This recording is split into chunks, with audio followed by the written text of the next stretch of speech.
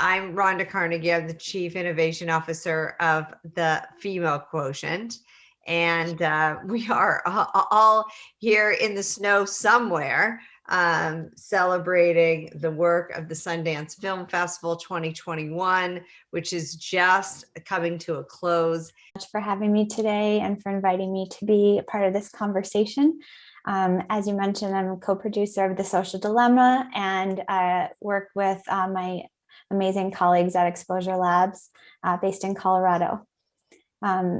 Along with my colleagues at Exposure Labs, our work on this most recent film has been to bring to light this really existential threat posed by many of the most popular social media platforms that are in use.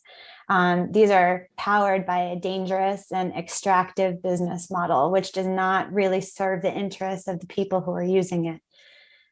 This conversation is really important to me and to my colleagues because as we've learned about the functionality of this business model, we've come to understand the very real and continued breakdown of our information ecosystem and our shared sense of truth.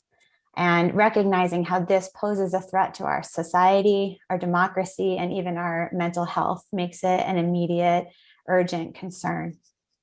Well, we see that from your backdrop, which we must all have. That is just talk about visual storytelling. That just tells the story right there in such a powerful way. Rebecca, let's go to you. Oh, you bet. So I'm Rebecca Damon, and I'm the Executive Vice President of SAG-AFTRA. And SAG-AFTRA is Screen Actors Guild, American Federation of Television and Radio Artists.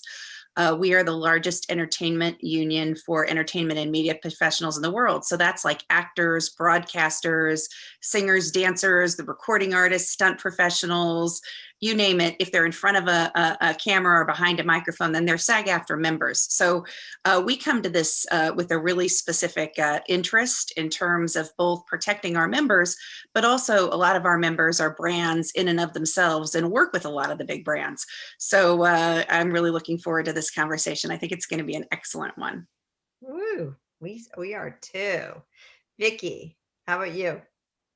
Hey, I'm Vicki Linz, and I'm the president and CEO of CTAM. We are a marketing organization that's focused on the media and entertainment industry. And I guess my interest in this is twofold. It's not just the professional opportunity to discuss what a lot of the leading media entertainment companies are doing in the space to try to address the challenges and opportunities we're facing, but I'm also the mom to a 14-year-old son. So I'm on the front lines of living this on a day-to-day basis. And so there's a little personal passion involved in having this conversation as well. Well, thank you in advance for bringing the wisdom of both, your professional work and where you personally are in this conversation. I think each of us are thinking about that all the time in terms of our role as parents and our roles in terms of what we're doing.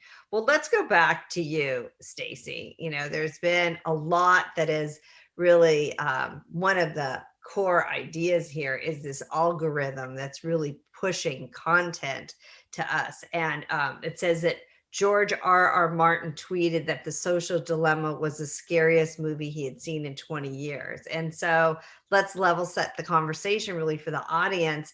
And so, you talked about the broader idea of, a 30,000 foot view of it, but let's just get people understanding, like in terms of this takeaway and the problem with this kind of content. Let's just go right to the heart of the matter. Yeah, so the film touches on many topics that we're seeing play out in society right now.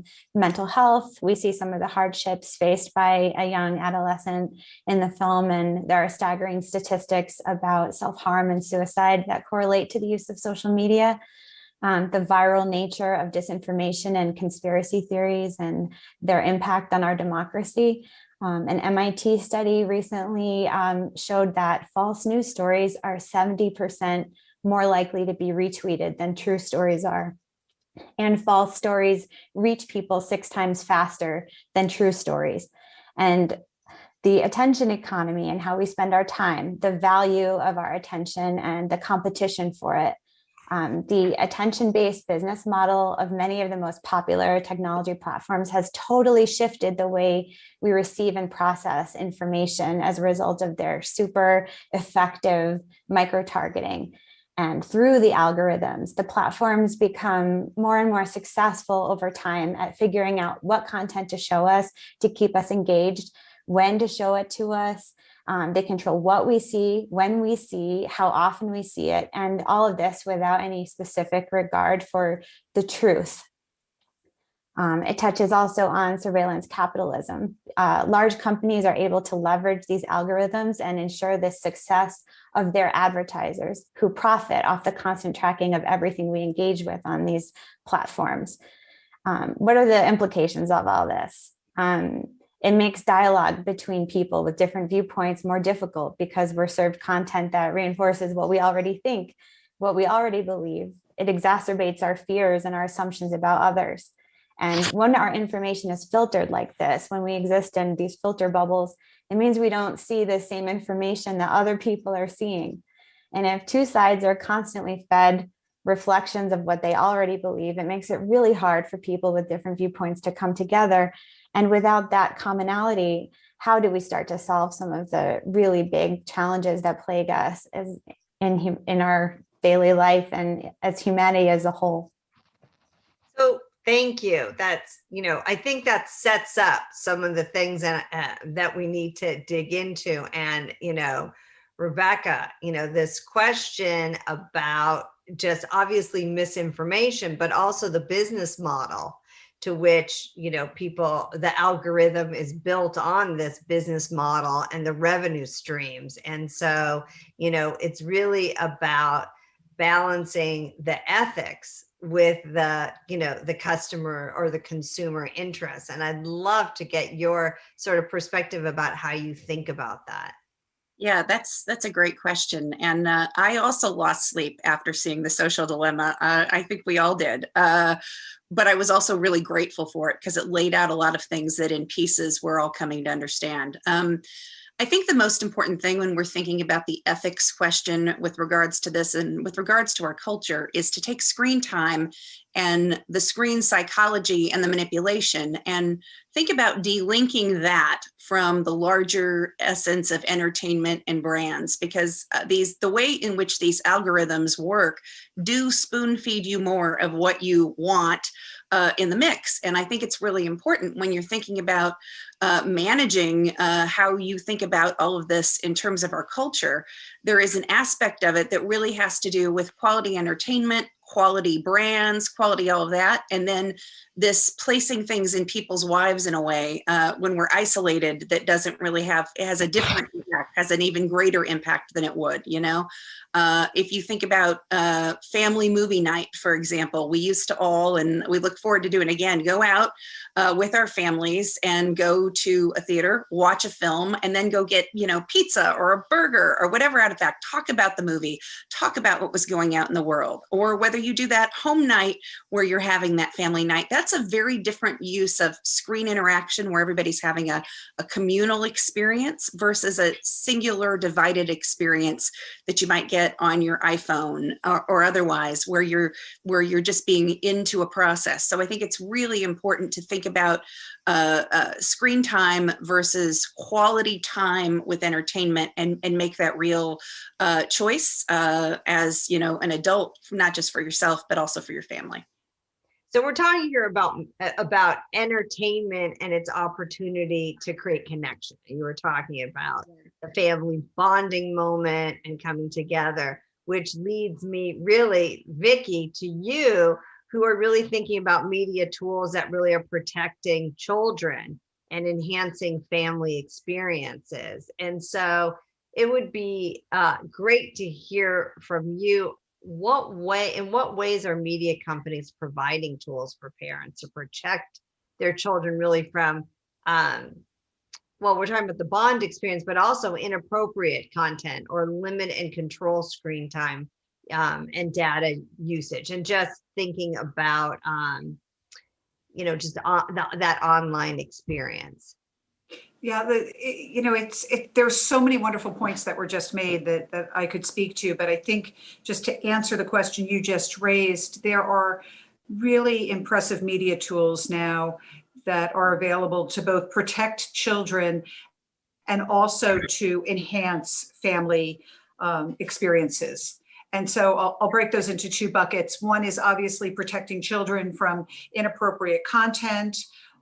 We've all heard of parental controls, but the companies are taking that to a new level, and now you can actually program devices to shut off for certain time windows. You can protect zones in your home. You can protect windows of time in your home. You really can manage your children's screen time, viewing behaviors in multiple dimensions like never before. So you can limit screen time and control the screen time. You can also limit the data usage and manage the data usage that goes along with all of this. And you can block them from having access to certain types of content as well. Another point, however, that I'd really like to raise that I don't think is really discussed enough is protecting children from malware and the potential viruses that come from malware. So we're in this environment of this proliferation of content and the viewing behaviors exploding all over the place. And we can't all afford to subscribe to everything we want. And children especially are very talented, and especially in their teen years, at finding ways to get what they want. And so children often find backdoor ways or hear from their friends that if you go to a certain link, you can watch something for free, or you can find that show that you really like. And a lot of this is actually pirated content that is running off of malware. And the virus scenario is very real in this environment, not to mention the exposure it creates for their data and their personal information in this environment. And so it's just another dimension of the conversation that I think is especially important. And a lot is actually being done to address it at this point. CTAM's leading a big industry initiative to educate and inform consumers about the risks associated with consuming pirated behavior. There's a website called streamsafely.com that's a resource for parents and for people to access information about the exposure they're creating for themselves and also ways to avoid it.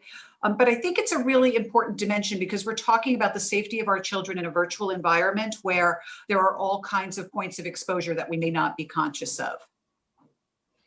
You know, it's interesting because you bring up an interesting point. It's a different, when we're talking about children and really protecting children here, there's a big difference, I think, for children under 12 and children above 12, like, right? Like your son's 14. So at 14, you know, I think in a lot of ways, the social dilemma was really talking about starting at that age group. But I also know at the same time that, you know, my daughter-in-law showed the film to her children who are under 10 so that they would be aware of understanding how social media works. And Rebecca, that goes back to like, we're just gaining knowledge as we're getting, you know, a better understanding about this. So let's really just go back, since we are at Sundance, and really talking about entertainment experiences that really connect us and bond us versus, you know, sort of separate us to different views. And I would love anyone on the panel who wants to jump in on a perspective on that. I'm thinking you, Rebecca, but I would love, you know, on top of that. Absolutely. You know, you think about experiences now. So obviously during the pandemic, our access to more traditional ways of connecting through entertainment and brands, whole different thing now that we're all, you know, in our little bubbles at home. So I think this answer is sort of a different year. But if you think about, there's also been really interesting innovation. A Netflix party where everybody's experiencing the same sort of, you have an ability to still have a collective entertainment engagement and then actual conversation.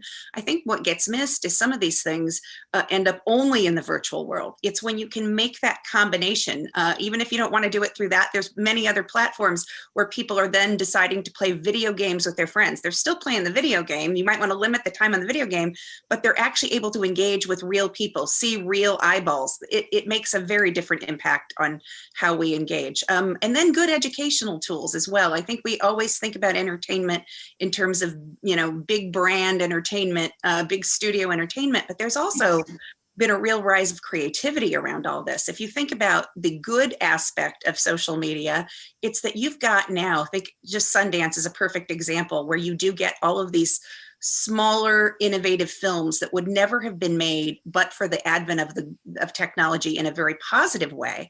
And that technology has led us to see content that is more diverse than what we were seeing before, that brings in different stories, that features wonderful female protagonists and stories. All of that is also part of that rise of technology. So with everything, finding that balance. One of the things that we do as SAG-AFTRA is we have also a great program through our foundation, which is Storyline Online, where we get our highest profile celebrities from big, you know, you get Chris Pine, you get Oprah Winfrey reading books, and then they have a guide that goes with it that you can use interactively with your child or with your teacher. So I think it's finding that right balance. You know, at the end of the day, I think it's the balance that we're all looking for, not just in our lives, but for children's lives as well. And Rebecca, that's called Storyline Online. Storyline Online, and you can see that at SAG-AFTRA.Foundation. You can see it without any of the ads and all that other great stuff. And so it's our charitable arm of SAG-AFTRA. It's its own organization. It does a lot of great stuff, and it gets millions of viewers for kids where they're not being piped in all this other content. It's a really great program. So other tools and ideas, go ahead. I just wanted to piggyback on Rebecca's comment about balance, because we really are asking the question here of how can we balance the use of technology in our own lives? We've clearly benefited in so many ways from smartphones and apps, and in many cases also from social media. But in many cases, the social media platforms are a double-edged sword because they influence the way content and information are consumed. How do we balance this? And some of the work that our impact campaign at Exposure Labs has been doing is really thinking through how is this technology designed, used, and regulated. All of this work having to be done on multiple fronts. It is our individual responsibility to be aware of how we consume this information and the way that our attention is being used in the attention economy to generate money, incentivizing these social media platforms to continue working the way that they do. Without an incentive to do it differently, there's no reason for the business model to change. What should be carried out through regulation. In many ways, regulation is very behind. It hasn't kept up with the advances in the technology itself. So certain protections that existed, for example, in the example Tristan gives in the film with Saturday morning cartoons, what you could show to children on television Saturday morning, these kinds of regulations have not caught up to apply to the social media platforms and YouTube Kids, for example. Really working to figure out how can we come up with solutions to design, use, and regulate social media in ways that enhance the well-being of people and serve the interests of the people who use it. So your impact campaign, was the impact campaign built to create awareness, create dialogue, build a toolkit, you know, just help us to understand how we can use the benefits of your impact campaign as a tool with our own families? All of these things that you mentioned, we are really excited about opportunities in the educational space, opportunities to activate young people who are super insightful about these issues, and in many cases, like extremely up to date and savvy and aware of what's going on, and they don't like it. Trying to generate ideas from young people for how to regulate their own consumption of information and how to make sure that they have access to the truth.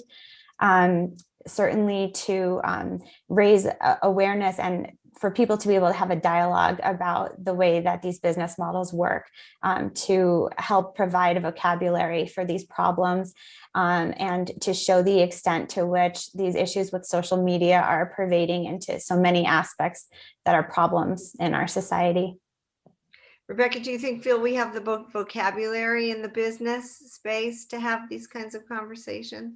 I think we're developing it. And I think there's, the entertainment moment meets tech. And there is obviously a huge intersection there. I think it's something that we're developing, and I'm always glad to see conversations like this happen, because I think before that movie, I think it was not as accessible of a conversation to the mainstream person viewing, using these apps, all that. I don't think the consequences were really known. And I know, just having heard from our highest profile performers, they love aspects of social media, many of them, because it helps them have control in enhancing their own brand and their own ability to get the word out. On the other hand, there are the downsides. I don't think we have developed a vocabulary yet in terms of having one set of facts around the news. We also represent broadcasters. And so there are great societal dangers when you can't agree on just the facts of what has happened. And we've seen that in our country. You've seen it in the world. So I think as we move forward, finding these kind of conversations being pushed forward the way we're doing today is just absolutely critical. Yeah, it's a really interesting ethical issue that we're facing here, in terms of, hearing the benefits of what can be, while really making clear that we're clear the value system that that goes along with that, and the responsibility. I think that we've seen companies who put stuff out on social media, and others who, dealing with cancel culture and just a very reactionary aspect to social media. And Rebecca, what have you found with that, just in terms of, those that you've spoken to? Well, I think that's an interesting question, because I think it can vary so much from organization to organization. If you look at some of the top brands, they have really moved into the space of trying to make important social commentary. I think we just might have lost Vicki again. Oh no. Yeah. Making that space something that is important, and not just getting on the bandwagon, but actually putting it out there in a way that can really be quite critical in terms of moving society forward. And I think that's an important role that a lot of key brands have chosen to play. I do think it's a tricky situation, in the sense that, you want to create an environment that really encourages creativity at all times, but at the same time, having things sort of funneled. I think there's a difference between the entertainment and media landscape, and then the social media pushing out of philosophies and things that are based on complete lack of information. And that is a really great, I think that's going to be the question that we face as a culture for the next several years. Yeah, I think it'll be really interesting, the movies that have come out and the impact. And I know Exposure Labs is always right there on the front lines of some of these issues that we really need to take a look at. I want to go to the chat, because there's, I think Wendy made a really great point here. She was saying, in reaction to just, being able to educate our children. We're thinking about doing the same thing, since my son just had a breakthrough to realize how sucked in he is to his phone, his screen, his content, which is different than my daughter. Gender experiences it differently, and their abilities to moderate it. Then she goes on to say, my daughter's public school uses those as part of their curriculum, and they're amazing. Thank you. So just going back to sort of, in the spirit of how we can help people to better be equipped to manage the world as it is today, both in terms of all the in the most positive manner. Stacey, just did anything come up that was different in gender and people's ability to moderate it one way or another? I know that wasn't the issue you were looking at specifically, but. Well, it does touch on a really important issue, which is that these effects of the algorithms are not experienced by everyone equally. there is a disproportionate negative effect on people of color and many other marginalized communities that needs to be recognized. The algorithms are only as efficient as the data that is used to create them. So there's a very problematic nature to a specific biased data set being used to create them and the way that they play out. There is a very disturbing correlational statistics between use of social media for young adolescents. And that is something that we are focusing on in our impact campaign as well. So co-viewing. So this idea that, you know, when you're watching a movie in terms of screen time, you can do it together. And by watching it together, you know, Vicki, it creates a space for dialogue. So, you know, the screen experience creates a centering opportunity versus a dividing opportunity. It would be great, you know, Vicki, how you have found that in your work to be part of, you know, sort of how you think about, you know, everyone coming together. So it's interesting, 60% of kids polled say that they choose the content when co-viewing with a family member or with a parent. The positive side to that is that 84% of parents say that they are actively co-viewing with their kids. So there's a lot of family engagement happening around the screen. And there have been a lot of excellent points made in the conversation. And I apologize, technology is not my friend today, but I'm here to tout the benefits of technology being a friend to all of our families. I think the snowstorm had me drop off a little bit. So there might be a bit of a non sequitur where I'm picking up the conversation thread. But I think that not just in terms of co-viewing, but I think when you look at screens in general, there are two big underlying themes to everything we're discussing. And that's education and engagement. And it isn't just education for parents about what's going on. It's also education for kids. We watched The Social Dilemma as a family. And as much as my son sort of started out with his arms crossed and his forehead scowled, and he felt like he was going to be given a lesson, at the end of it, he came to me and said, you know, it's actually kind of interesting. And I think it actually impacted his behavior. And I think that the more we can expose children to helping them learn about the risks and rewards of the environments that they're putting themselves in when they enter some form of screen time, the better equipped they will be to navigate it as they grow up. And I do believe that starting young is really important. And we're seeing ways that the content developers are starting to embrace this in the ways that they're weaving educational themes into programming, in the way they're producing ancillary materials to bolster family viewing and conversations around the content. And we're no longer just talking about discovery or educational programming, the History Channel. We're talking about mainstream entertainment programming as well, so that there are educational themes, there are social impact and social justice themes that give you a chance to have a dialogue and engage with your child. And that changes the viewing experience. It also changes the impact of the screen time. I also think that there are a lot of interesting things happening in the space with social engagement around viewing. So for example, the Disney Plus group watch product allows kids to connect with their friends, watch together, talk together, engage. So it isn't a substitute for face-to-face interaction, but it is adding a dimension of conversation and contact that didn't exist before. And it isn't just your child sitting blankly staring at a screen. And there are lots of other applications and products out there that do that as well, that I think are important tools for parents to have. And then the last point I'll make, I said, you know, education and engagement. Engagement doesn't just mean with your families and with your viewing groups. We're also seeing the industry really rally around all kinds of interesting engagement and off-screen extensions to what people are viewing and the programming they offer. And there are things like the C-SPAN bus that goes on a tour around the country every year, that goes to visit schools to teach children about how to view. public affairs programming and how to become active in their communities.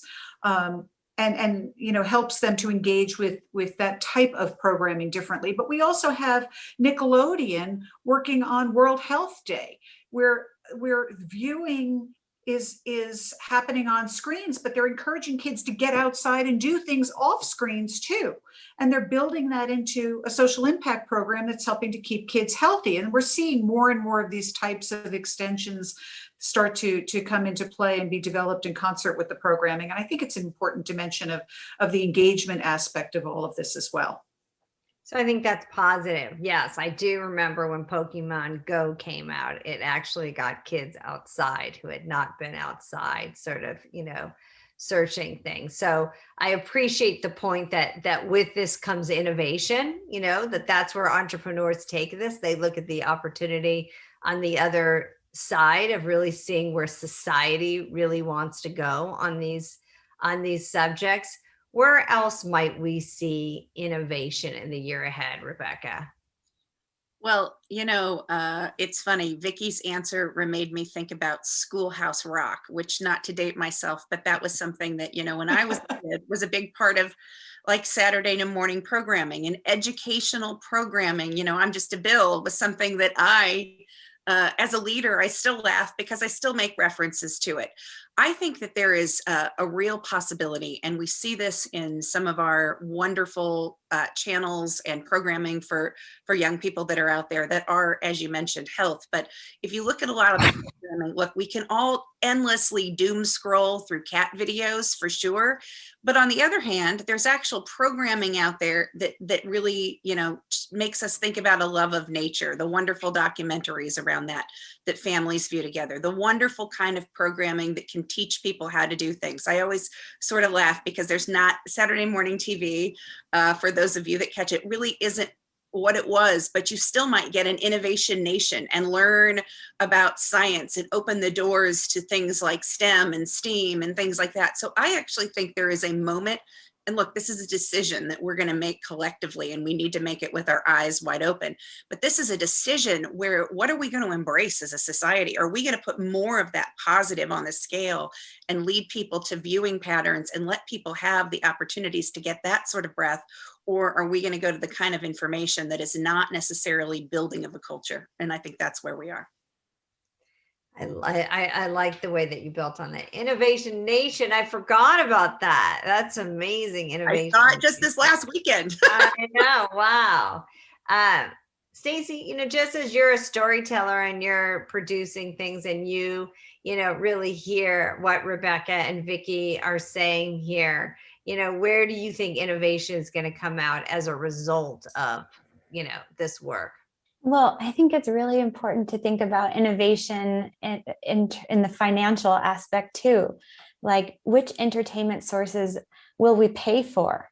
And are we willing to pay for? Because we know that they will serve our interests and not the interests of a third party. In the film, we talk about the saying, if you're not paying for the product, you are the product. And that is considered somewhat simplified, but it's like as Jaron Lanier says, the gradual imperceptible change in your behavior, that is the product. Considering platforms that have a subscription model where you pay for it and the algorithm makes recommendations based on what you've looked at before. This is taking a third-party advertiser out of the mix, and therefore you're more likely to see something that you do want to see, perhaps something that has been vetted by a board of human beings before being made available widely and recommended widely. So innovation and thinking about a business model that would better serve the people who are using these products. Yeah, that was a very powerful moment in the film to that whole idea that we are the product. We don't want to be the product in this scenario. Well, Rebecca, if you had to ask a question to either of our panelists, what question might you ask? Oh my gosh, let's see. I think I would, well, I think it's a different, let me ask it and we'll see which one of them jumps. If there was one thing, if you had a magical wand and you could change anything in the law around this? What would that be? I have a feeling Stacey might jump, but we'll see. Maybe they both will. Is there anything that you would do in terms of the social media aspect of this?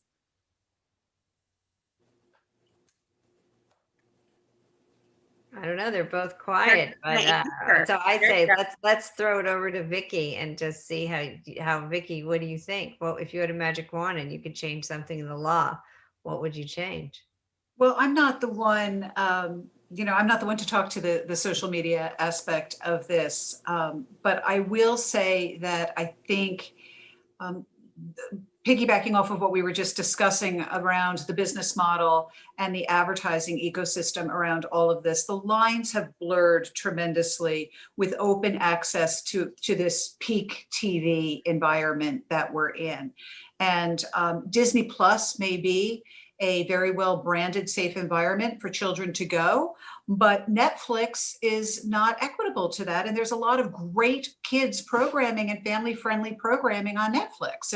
And so kids are navigating this myriad of exposure, and parents cannot be watching everything with them all the time. And so I think my magic wand would be to catch up with how we used to protect children on Saturday mornings. And you knew if your child was sitting watching content on a Saturday morning, that they weren't going to be bombarded with inappropriate content in ads or inappropriate products or, or messages that might be confusing or concerning to them. And so I would love to see us figure out a way in this amazing environment of customization that we're in to figure out how to put a wall around children to protect them more from the free flowing advertising content that's underlying the business model of all of this. So Stacey, anything to build on that? I really liked what Vicki said, and I embrace that. I also would love to see a real transparency, a real honesty from many of these social media platforms about the techniques that are used to keep people engaged. It should be clear as day to each of us how our data is being used to continue to extract and maintain our attention. So because we love that those who are watching are part of our panel too, Wendy said, I would propose a different approach. I would innovate a collaborative model of private, public, cross-generational and cross-discipline, cross-categories of products, services like diversity. That's how she would think about innovation. So just going back to that, Rebecca, now I'm going to ask you the question that you asked. If you could, oh, that's not fair. Go ahead. Yeah, because it's obvious. I love that you've been thinking about that, and so I just like, where does your head go? Like, could be, or it could be. It feels like, is there? Well, it's at the top of this. We're seeing this in terms of certain apps already. I think of it more in a self-control box for me personally, but I think the ability to monitor how much time you actually spend as a whole, and then in a good breakdown, which we all do have this ability to do this on our phones, but we really need to do this with young people, is to really take an active role in a conversation around that. So I think for me, one of the great tools is, being able to say X amount of time on TikTok and that's it, right? Or X amount of time on this, and having a real understanding of your total screen time, but how you're really breaking it down. And if the time spent is all in just the social media sphere, then that's probably not a good balance. It's like baking a cake. All the ingredients are important, but you don't want to get it out of proportion and you can have a terrible cake on your hands. So I think that's part of it.